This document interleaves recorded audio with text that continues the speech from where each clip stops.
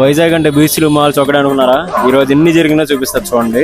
Morning లెగడమే అందరికి భక్తి మూట స్టార్ట్ అయిపోయింది. అందరూ అక్కడ అలా పాదాలకి నీళ్లు కడిగించేసి బియ్యం కొంచెం వేశారు వాళ్ళకి.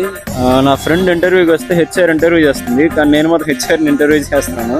హెచ్ఆర్ ఇంటర్వ్యూ తీసుకున్న తర్వాత ఇంకా అలా కొంచెం కంటెంట్ ప్రిపేర్ చేసేసుకొని ఇంకా నైట్ ఇనార్బిట్ మాల్ కి స్టార్ట్ అయిపోదాం అని చెప్పి ఇంకా అలా బయలుదేరుతా ఉన్నాం. రోడ్ అంతా అసలు ఒక్కరు కూడా హెల్మెట్ తీసి కనిపించలేదు. అందరికందరూ హెల్మెట్లు వేసుకొని ఉన్నారు. అందరూ ఇనార్బిట్ మాల్కి వెళ్ళిపోయాం. ఇంకా గ్లాసెస్ ట్రై చేశాను నేనైతే.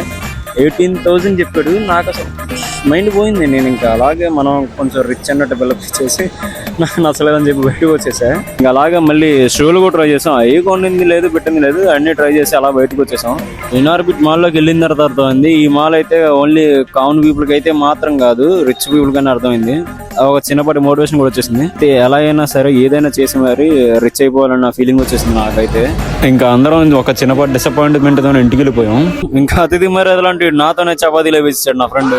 ఈ వీడియో ఇంతే డార్లింగ్, బాయ్.